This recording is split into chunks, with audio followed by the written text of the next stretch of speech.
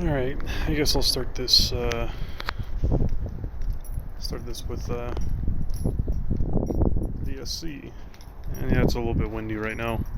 I don't have a dead cat to put on my mics, but this is actually being filmed out on my phone. And luckily it's a damn good phone, so doing all this isn't really that difficult.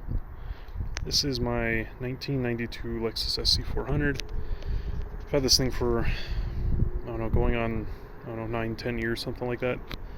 Yeah, I bought it in 2012. I had a black one before this, but that one got into a wreck. I only had that one for like a year.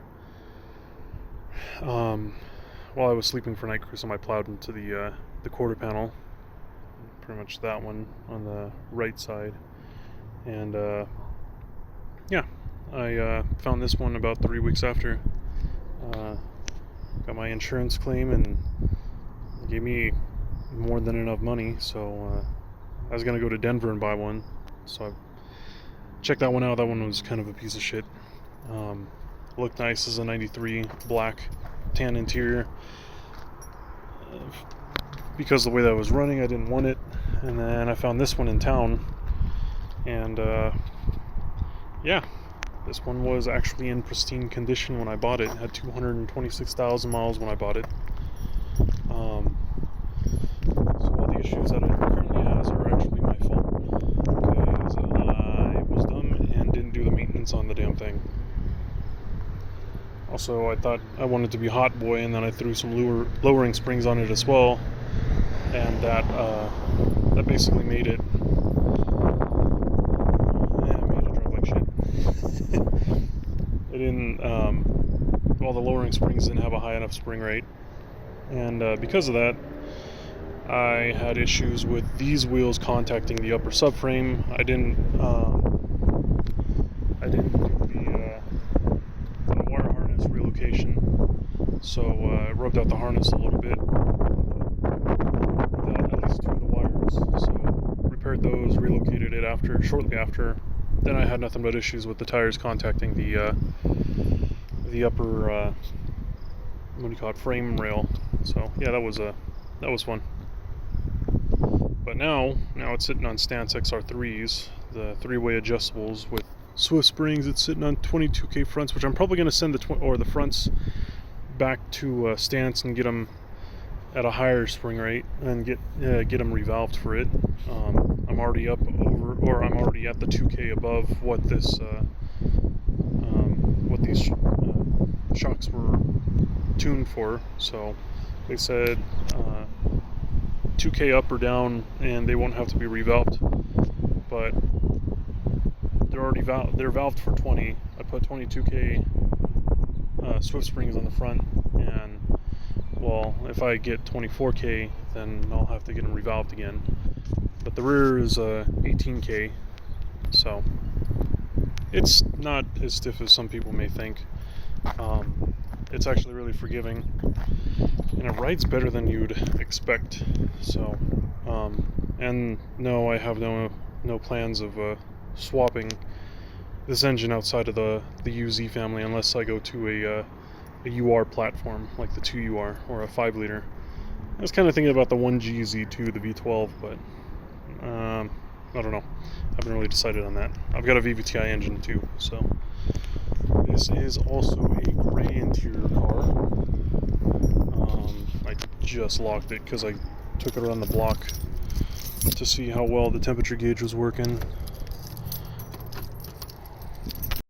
Yeah, it is a gray interior car, which is, from what I understand, very uncommon. I've seen less gray interiors than I have black interior, so. And yeah, I got a carbon fiber hood on there.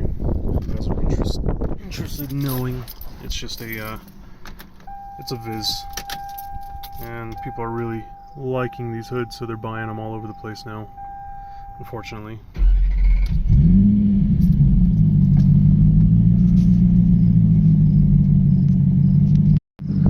And yes, it is a single exhaust, at least for now.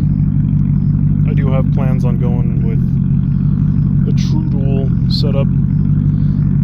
This this is 3-inch. I know the car isn't running properly, that's why it sounds like that. It's got either a harness issue or a sensor issue with the what do you call it? The crank position sensor. So, and it's kind of causing it to run a little bit rich. I do have to go through and check for plenum leaks as well. This thing has 242,000 on the clock. For having that high mileage, and being beat on as much as it has, it runs pretty well. But it does have the typical stuff that goes wrong with it, like the cracked door panels, if this thing would focus. On the passenger side too, you probably can't see it.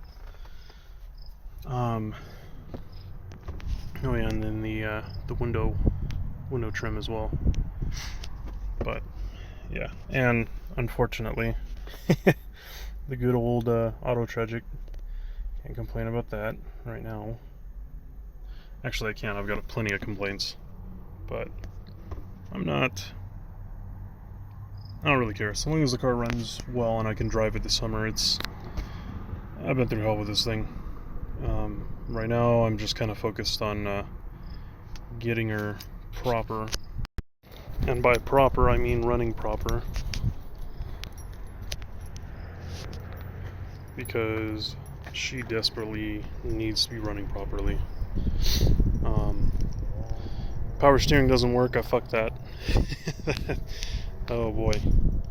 Yeah, when I first owned this car, I was 18, so go figure.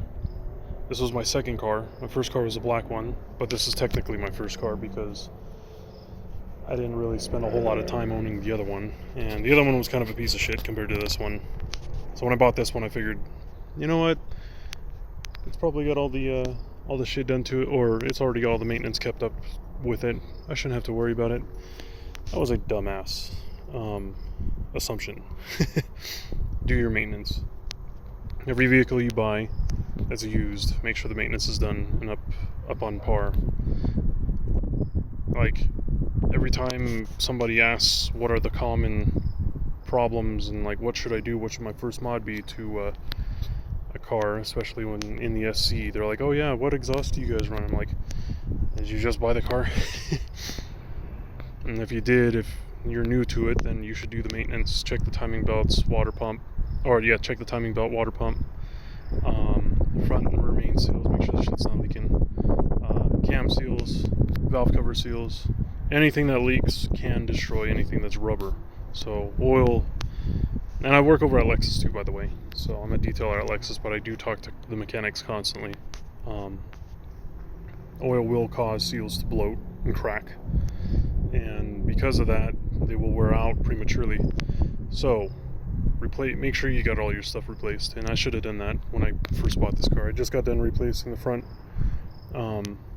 lower control arm bushings. I'm going to be replacing the steering rack and the power steering pump. Got all new stuff for that. I got a braided power steering high pressure line from Excessive. I've got a cooler that's supposed to be coming in. I had to rebuy pretty much everything. I should have just held on to the power steering reservoir, and just bought some new lines and took care of the pump. Also, ATF. Do not put anything else aside from Toyota Type 4.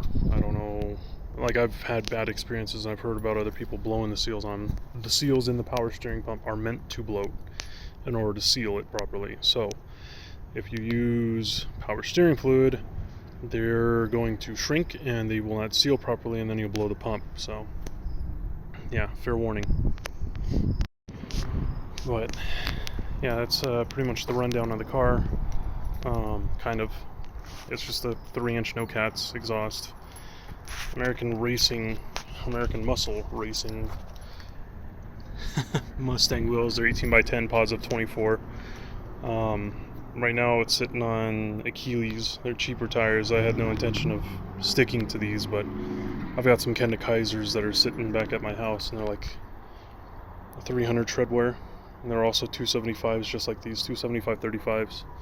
I've also got another set of wheels that I get to get powder coated that are on my, or that used to be on my my first generation GS. Right now I've got a second gen, which is that one, or third gen, sorry. So and eventually I'll get real wheels, but right now I just want it running. And I've got a lot of other things I need to tackle before I can really start putting more money into this car. So right now I just want it running, get the AC good. It's got an intermittent throttle issue that I got to take care of, and me and a friend are going to go through that. Got to get the fans running as well as the power steering. So I just want it running properly this summer. I want to be able to road trip it by October. So yeah.